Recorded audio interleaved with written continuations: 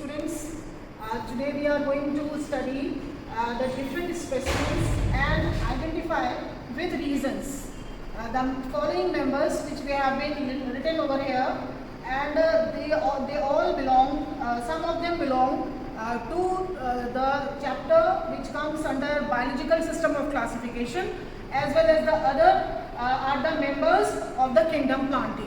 So you will see the chart, specimens from the chart, as well as the model. I am going to show you, and I am going to tell you the reasons also how you are going to identify these specimens. The first specimen is that of a bacterial cell. It's a bacterial, typically it's a rod-shaped bacterium, and orange colored structure is the nucleoid or the nuclear region. And you know that bacteria, it belongs to kingdom Monera, the prokaryotic kingdom. Then this is the shape of the bacterial cell. We are having the outer boundary of this bacterial cell, which is there, is the capsule. This is the capsule. Then inner to capsule is the cell wall. Then these are the mesosomes, the cell membrane. Then they are fat, RNA, the nuclear material, vacuole, glycogen, and flagella. Typically it's a rod-shaped bacterium which we have seen over here in this chart. Is that of Rhizopus. It's a member of the kingdom Mycete or the fungi, and it comes under the division Phycomycetes. Rhizopus is commonly known as bread mold. These are some of the pieces of bread, and we see a colony of Rhizopus which is developing on the surface of the moist bread. And this is dark in color, blackish in color colony which is being developed over the piece of bread. This is the colony of Rhizopus. It's the mycelium which is representing this colony of Rhizopus. These are some of the pieces of bread on which Rhizopus is growing. Then we have the next and the detailed structure of the Rhizopus, which is being shown over here in this chart. We find that this whole mycelium constitutes of different types of hyphae. These are the different types of hyphae. Those hyphae which penetrate into the substratum, that is the bread, they are termed as the rhizoidal hyphae or simply rhizoids. Then these are certain horizontally creeping hyphae.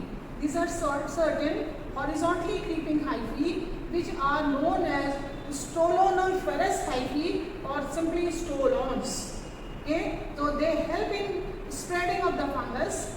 Then these hyphae, the stoloniferous hyphae, they bear certain erectly growing hyphae. These are all the erectly growing hyphae which we see over here, and these are termed to be sporangiophores. And sporangiophores, at its tip, it bears an sporangia which bears the spores in later course of time. And these spores, in fact, they are black in color. Once these sporangia matures, and the spores, they get separated apart, they come out in air, and then they are responsible for they settle down on the substratum which is bread, and they are responsible for producing the new mycelium, new hyphae of Rhizopus.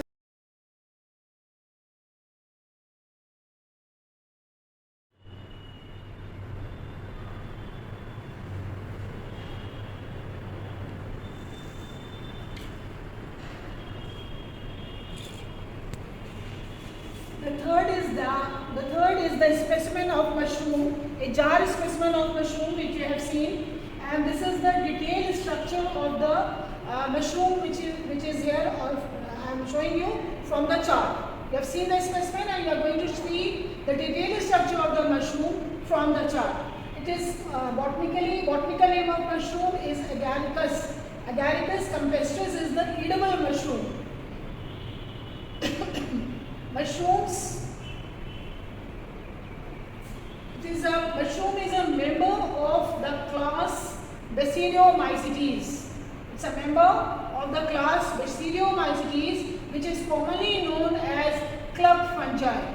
And Basidiomycetes, it's a division Basidiomycetes, and the kingdom, you know, it is the kingdom Mycete or the fungi. So this is the structure of the mushroom, which is there. These are the rhizoids, rhizomorphs, or the rhizomorphs are there. They fix the mushroom to the substratum. Then mushrooms they generally grow on dead and decaying logs of wood, and particularly they are most commonly visible in the rainy season when lot of moisture is there. Then this is the stipe or the stem or the stipe. Then this one is the annulus or the ring. This is the cap or the pilus. It is typically umbrella-like structure which is there. It's the cap or the pilus, and the plate-like structures. The plate-like structures which are radiating on the undersurface of this cap or pilus are the gills or the lamellae. These are the numerous gills or lamellae over which the basidium are located, and these basidia they produce each basidia produces 4 basidiospores which are exogenously attached by the help of the steric to the lamellae.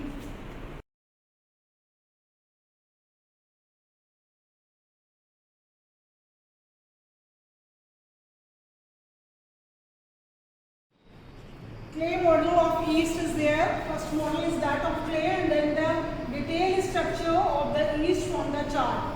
The yeast is, the botanical name of yeast is Saccharomyces cerevisiae, and it is commonly known as baker's or brewer's yeast. See the shape of the cell of the yeast. It is ellipsoidal or oval or ovoid in shape. The cell wall is made up of chitin. Then the cell membrane is there. Then glycogen, volatil, granules, oil droplets, vacuoles, mitochondria. It's a eukaryotic member.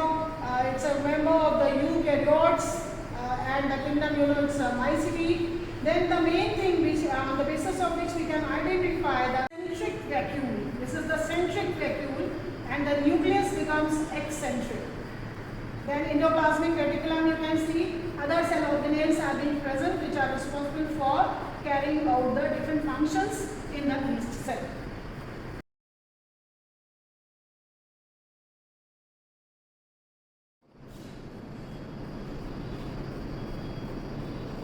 Sixth specimen is that of Rixia, a common liverwort. Rixia is there, and this is the detailed structure from the chart in which you see a habit of Rixia, and this habit of Rixia is known as the rosette-like habit. It's a rosette habit of Rixia, and these are the different thalli which are located, which are being shown over here.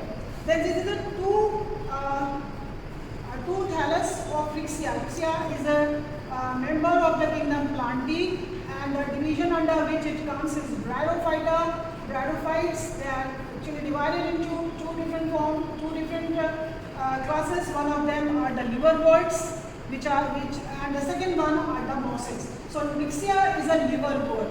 You can see the thallus of Rixia. Thallus of Rixia you can see over here, and this is the dorsal view of the thallus. The dorsal view of the thallus is here. This is the dorsal view of the thallus, which will be enlarged over here from the chart. What we find here, that this is a midrib or a dorsal median groove is here, which is running like this. Then this is the ventral view. This is the ventral view of the Rixia thallus, on which we find the rhizoids, a hair-like appendages, numerous hair-like appendages, which are the rhizoids, and which help the thallus of Rixia to get anchored to the substratum. Okay, and these are the scales. They are purplish in color. And these scales they provide protection to the thallus of Rixia.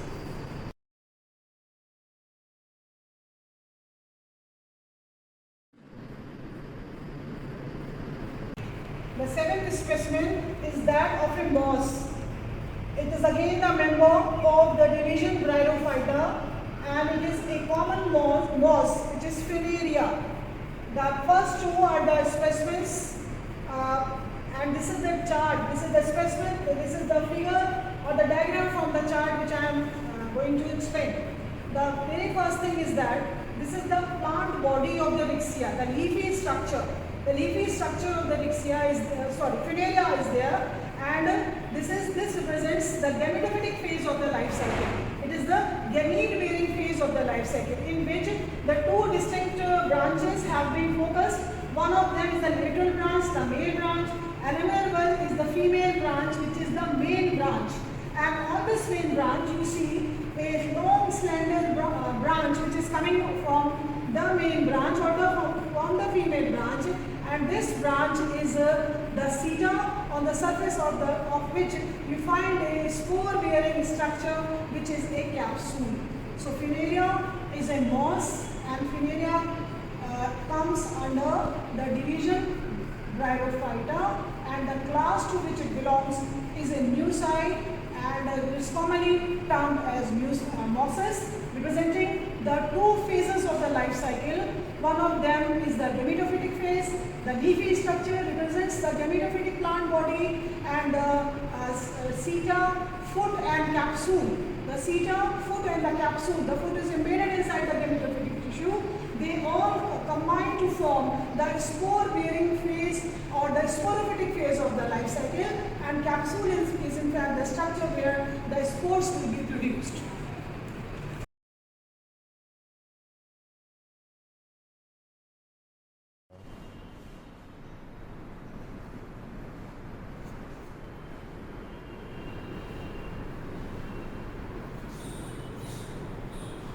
Now we have a detailed structure from the chart. This is the Spirogyra. Spirogyra, you know that it belongs to division Algae, and the kingdom is Plantae. How we are going to identify Spirogyra, which is commonly known as pond scum. It's commonly known as pond scum or the pond silk because of its pectosic cell wall nature. And we have a detailed figure of a diagram of Spirogyra here, and what we find that this is a part of the filament. This is the part of the filament which can be which has a spiral arrangement of the chloroplast, green colored chloroplast, because it's a member of the subdivision which comes under Chlorophyta. The subdivision is Chlorophyta and the division is Algae. This is what the spiral arrangement, the spirally arranged chloroplast. It is a multicellular green alga in a filamentous form, thread-like form structure is there. And this is a detailed structure of the chloroplasts which are being enlarged. We find outer cell wall is there, which is pectosic in nature, which is made up of pectose. And due to this pectosic cell wall nature, the Spirogyra is slimy or to touch, and that is why it is commonly termed as the pond silk or pond scum. Then there is a next cell wall which is inner to this pectosic cell wall. This wall is there, and it is made up of cellulose.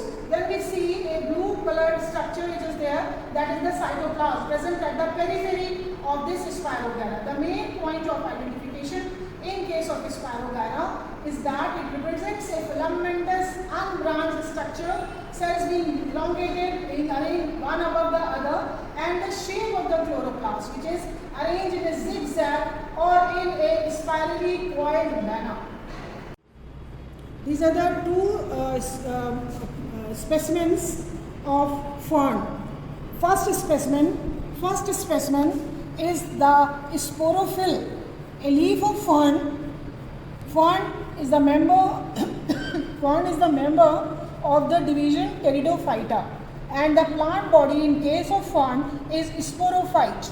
This is the leaf of fern which is known as sporophyll. This is one leaf of fern which is known as sporophyll, and the brownish structures which come on these sporophylls, they are the soriae.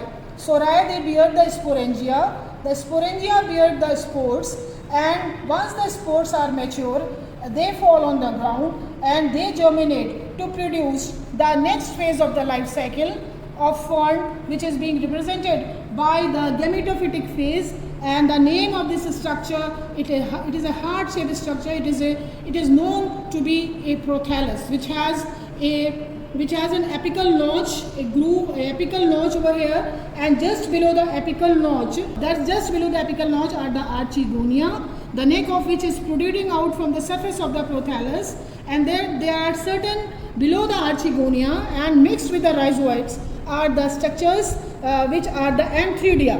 So antheridia are the male reproductive structures which will bear the spermatozoids. Multiflagellated spermatozoids will be there, and antheridia, archegonia will bear the egg, which is a flower-shaped structure. So this whole prothallus, it represents the gametophyte of fern. Okay, so the main plant body being is sporophyte, in which a sporophyll is shown, a single part of the pinna is shown in its clay model, and then this is the plastic mounted model, clay model, which is being shown over here, and which is representing the prothallus of fern, the gametophyte of fern.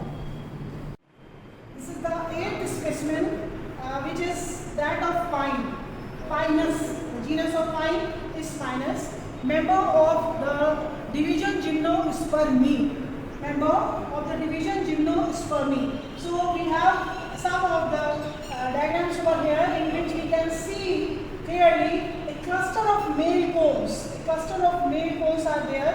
They are very small male cones which are known to be the microstropili, and these microstropili or the staminate stropili, they represent the male cones of Pinus, and these are certain needle-like leaves which are here, and they form the foliage of the plant. They are considered to be the photosynthetic leaf, and they are known to be the foliage of the plant on which a cluster of the male cones is coming. Pinus is a plant which is generally restricted to the cooler regions, to the higher altitudes, and it's a plant which flourishes well under low temperatures.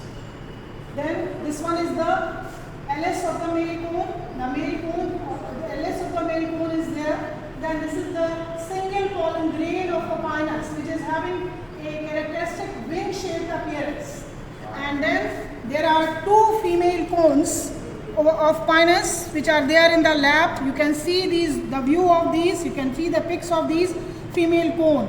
These are the mega sporophylls. Female cones are also known as mega strobili or the ovulate strobili or the female cone, and these are the mega sporophylls. See how these mega sporophylls are spirally arranged on the centrally placed cone axis, and this is a mature female cone of Pinus which is shown over here.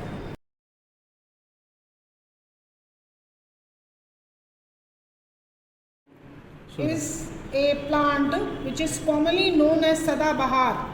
It's a common name of this is very common plant it is, and it is Sadabahar. It belongs to Angiospermi. The division to which these plants belong is Angiospermi, and under Angiospermi the group of it is that of dicotyledons. They are commonly termed as dicots. What are the characteristics? How we are going to identify the dicots? This is the root system. This is the tap root system. This one is the tap root system which has been focusing over here. And then this is the main root, the radicle. When it enlarges to grow into a root is the tap root. Then this is the main root or the primary root. Then these are the secondary roots, and then there are certain tertiary roots, and the main important point or the identifying feature of the dicotyledon is that it is having a well developed taproot system. A well branched leaves are there, the branches are there. Then they have reticulate venation in them. These leaves, they have reticulate venation. Network of veins and veinlets is being formed. It is the reticulate venation, and the most important characteristic is that this is having a flower. It is angion, the member of the angiospermy, which is dicotyledonous, and it is having a red or a purple color flower over here. So the main characteristic of the dicotyledonous plants are there over in this figure. in this specimen, which is a fresh specimen which we have from our school. Okay? Then second member of the division angiospermy is that of a common grass. Common grass is there. It is showing, we are starting from the root. The root is the fibrous root system. It is the fibrous root system which emerges here and which penetrates into the soil. Then comes the stem or the leaf. The leaves comes. The leaves are isobilateral leaves. These leaves, they arise from the culm of the culm, which is the stem which has prominent nodes and internodes, and the leaf is here, which is showing sheathing leaf base. This is the sheathing leaf base, and the type of the leaves, they are termed here as isobilateral leaves. The leaves are isobilateral. You see the leaves, how they are arranged. They are all the isobilateral leaves. And regarding its venation, the venation is that of a parallel venation. It is having a parallel venation over here. It's a leaf of monocotyledonous plant, a common grass. So these are some of the, it has one thing more, that it has prominent nodes and internodes over here, and from the nodes the leaves are arising, which are termed to be the isobilateral leaf. A dicotyledonous plant which I am having here, the Sadabahar, it's a dicotyledonous plant. You have seen the venation. You have seen the venation, which is a reticulate venation, and this leaf is a petiolate leaf. This leaf is a petiolate leaf. It is a simple leaf which is termed, the type of leaf is a dorsi-ventrally flattened leaf. It is a dorsi-ventrally flattened leaf, and it's having a petiole here. It's a petiolate leaf. And in case of monocotyledonous plant, grass, which I have seen just now, I have shown you just now, the leaves are sessile. The leaves are sessile. This is a sessile leaf. It is having no petiole, but it is having a sheathing leaf base. A sheathing leaf base is there. See how it is coming out. This whole portion is the sheathing leaf base in case of monocotyledonous plants, which generally represents the grasses and the common grasses with me. This is all about your study detail, identifying points of the different members coming under plant kingdom as well as biological classification, which I have given you right in the beginning of this session.